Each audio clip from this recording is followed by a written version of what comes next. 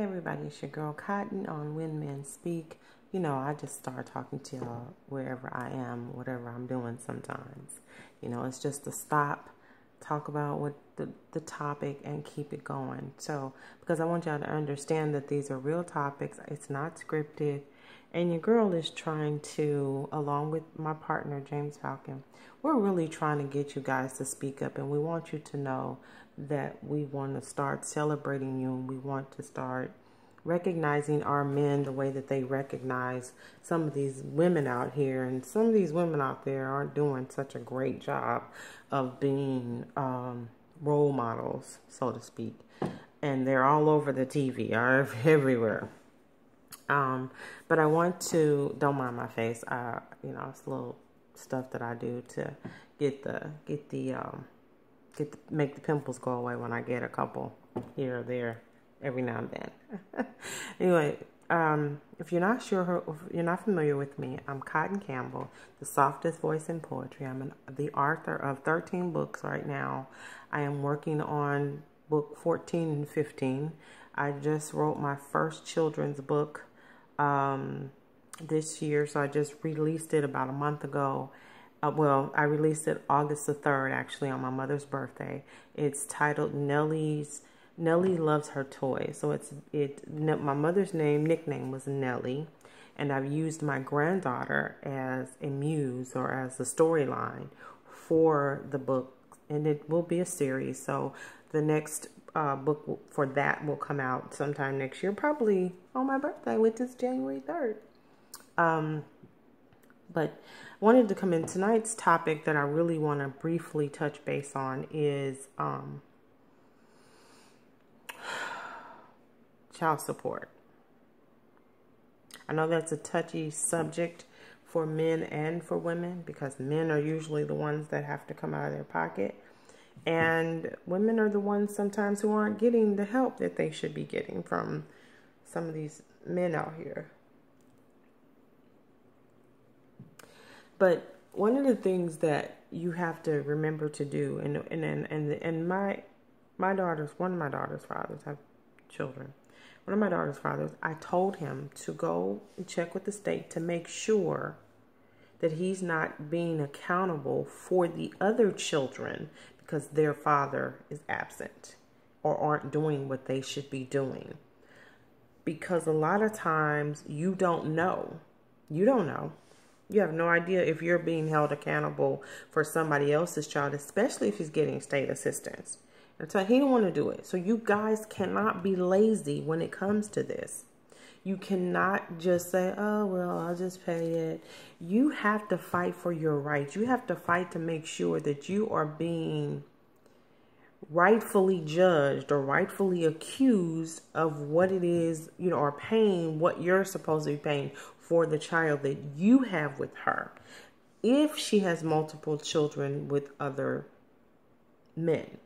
I'm saying this because a lot of you get really lazy. And then for those who aren't paying, you need to step your game up.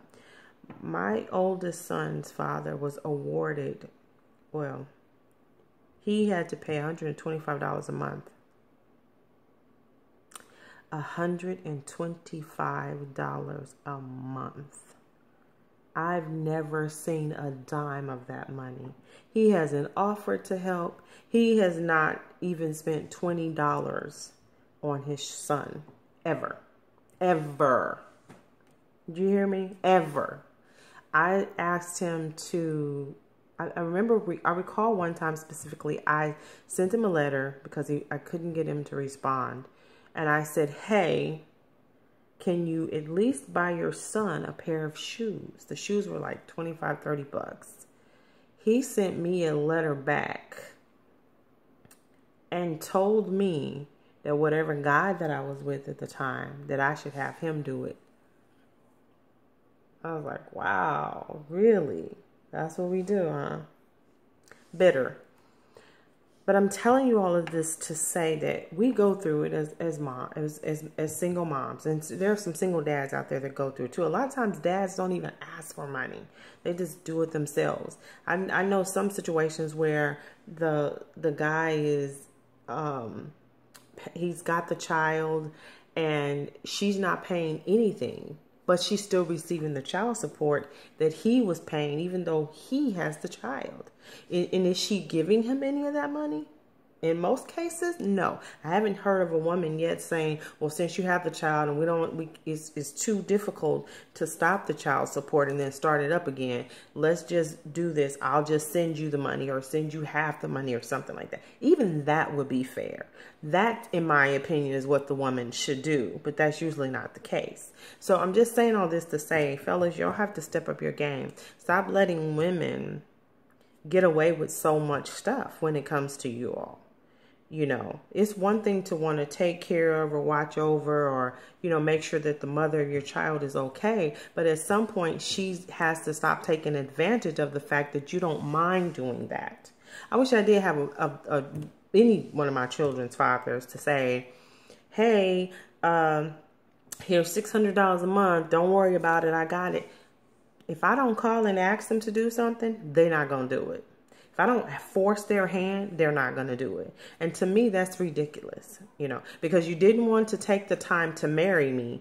Instead, you decided to cheat on me instead of marrying me and treating me like the wife or the woman queen that I deserve to be treated.